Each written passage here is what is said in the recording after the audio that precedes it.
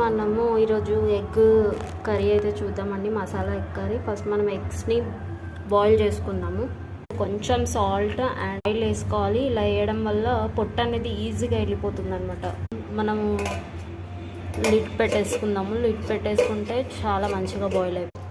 మనకు ఎగ్స్ మంచిగా బాయిల్ అయిపోయినాయండి. మనకు అలా తెలియాలంటే ఎగ్స్కి క్రాక్ రావాలన్నమాట. క్రాక్ వచ్చింది కదా, మీరు చూసారా? బాయిల్ అయిన తర్వాత వాటర్ తీసేయాలండి. హీట్ వాటర్ నేను తీసేసి కూల్ వాటర్ వేసుకొని మనం పొట్టు తీసుకుంటే చాలా ఈజీగా నీట్గా వెళ్తుంది. చూసారు కదా గైస్, ఎంత మంచిగా మనకు పొట్టు వెళ్ళిపోయిందో. నీట్గా అంటే నీట్గా వచ్చా, ఇక్కడ కూడా క్రాక్ లేకుండా.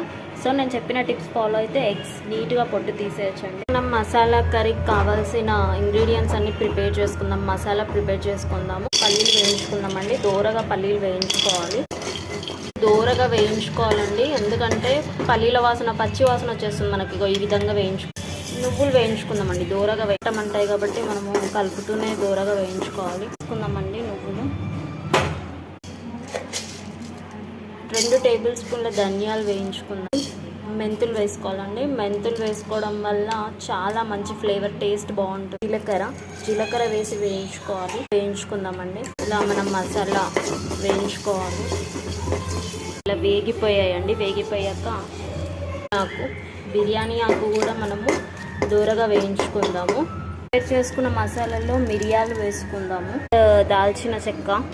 కర్రీ చేయడానికి మనం ప్యాన్ పెట్టేసుకుందాము.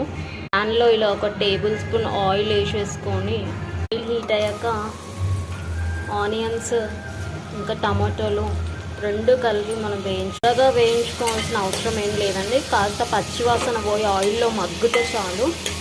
మగ్గుతున్నప్పుడు మనం కొంచెం సాల్ట్ వేసుకున్నాం అనుకోండి, మంచిగా మగ్గిపోతాయి అన్నమాట. కదా ఎంత మంచిగా మగ్గిపోయాయో. ఇలా అయితే చాలు మనకు.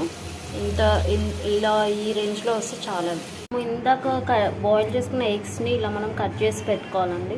అదే బౌల్లోకి మరి కొంచెం ఆయిల్ వేసుకున్న ఎగ్స్ అన్నీ ఇందులో వేసేసుకుందాం. ఫ్రై చేసుకోవడం వల్ల టేస్ట్ బాగుంటుందండి. కొంచెం కారము, కొంచెం సాల్ట్, కొంచెం పసుపు వేసుకొని మంచిగా ఫ్రై చేసుకుందాము. కొంచెం ఆయిల్ వేసుకున్నగా తరిగిన ఉల్లిపాయ ముక్కలు వేసుకొని ఫ్రై చేసుకుందాము. కరివేపాకు వేసుకుందాము. అల్లం వెల్లుల్లి పేస్ట్. ఇదంతా మంచిగా ఫ్రై అయిపోయే వరకు మనం మసాలా మిక్సీ చేసుకుందాము. మసాలాలో కారం వేసుకుందాము. కోకోనట్ పౌడర్ వేసి కొంచెం చింతపండు గుజ్జు వేసి ఎంత మంచి పేస్ట్ ఇలా రావాలన్నమాట. చూడండి ఎంత మంచి ఫ్లేవర్ వస్తుందండి మసాలా. ఫైనల్గా మనము ఈ ఎగ్స్ అన్ని వేసేసుకున్నామండి.